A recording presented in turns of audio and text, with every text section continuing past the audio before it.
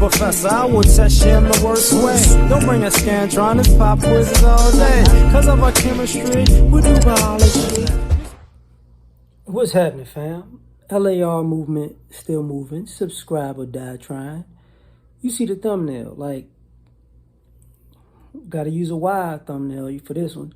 Generational wealth versus drug addiction. So I'm on Instagram and I see this post of this guy who bought a watermelon supposedly infused with syrup, codeine.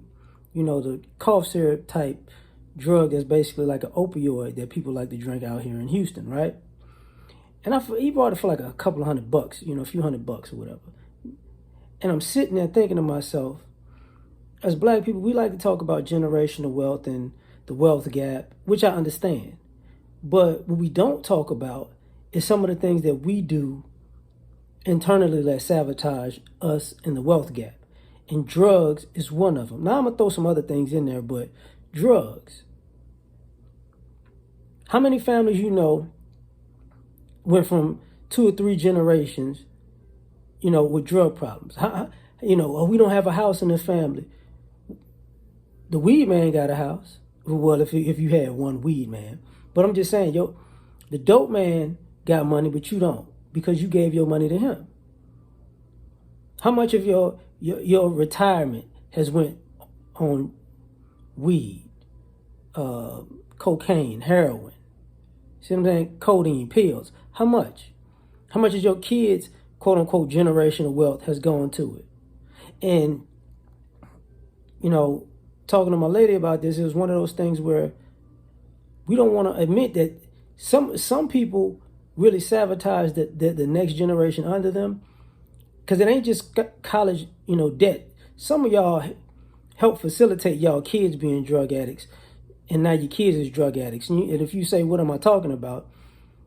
Some of you drug users and drug addicts, whether it be, because I was a kid in the 80s and 90s, but some of y'all parents were smoking weed and doing cocaine in front of your kids. So y'all made drug use normalized. So now trying to figure out how they out here doing all these drugs and just doing drugs publicly because of you. And guess what? Most of them don't have anything to show for it in life. And now your grandkids don't have anything to show for it, or not going to have anything to show for it in life. And you going to pull it, it's the generational wealth of racism. No. With you, it's that dope. That's what it is. And how many people had to take money out of their household to help you get it together? How many? How many people had to give people money who you ripped off for money and take out of their household? How many households got affected by drug addiction, drug use, because people had to bail other people out that were good people, but you screwed them? Whoever you is, you know what I'm saying? How many people, you know, and I know this to be true, how many of you people were drug addicts and the rest of the family, the vast majority of the family, or a good part of the family, were straight-laced, productive people, but when your grandmother or your grandfather died, they left the dope fiend who screwed up their life, they left them the property. They left them some of the money because everybody else had it together. So let's give it to the dope head. And you know what the dope head did? F it all up. They got higher, they got drunker. If they got the property, they destroyed the property because they crackheads. You know, it's just like, I just hear Judge Mathis playing in my head. You on crack. You know what I'm saying? They dope heads. They had to have all the pills. All these people who have all these anxiety and this issue and that issue. No, you're just a user and a loser who uses drugs to escape from reality because you know you BSing in life. And you make up any excuse to get high. That's what's going on. So at the end of the day, it's some BS. So for me, you know, it's the same thing with, besides the dope man, who else is killing generational wealth? Your appetite.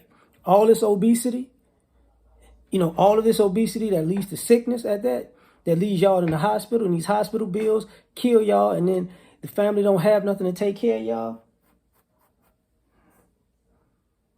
Or you ruin the generational wealth because you couldn't stop putting that fried food, food in your mouth. I'm a foodie myself, but I work out on a regular, every day, really. And I'm so tired of seeing black people on social media who are obese or morbidly obese doing like food reviews. Oh, that's so good. Ooh, ooh, ooh, they getting, ooh, look at them fried Twinkies sandwiches. Oh, so sexy. And you find out this person 35 and they 382 pounds at 5'7". How you finna die?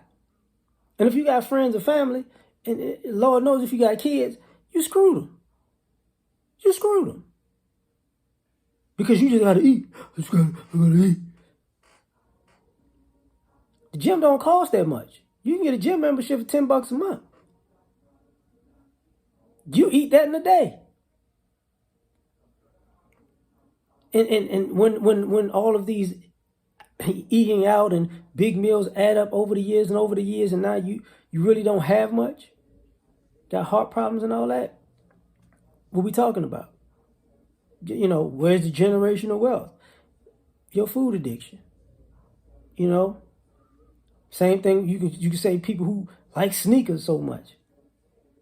You're gonna tell your kids, man, I got the Air Max 95s. I got some Huaraches that are classic.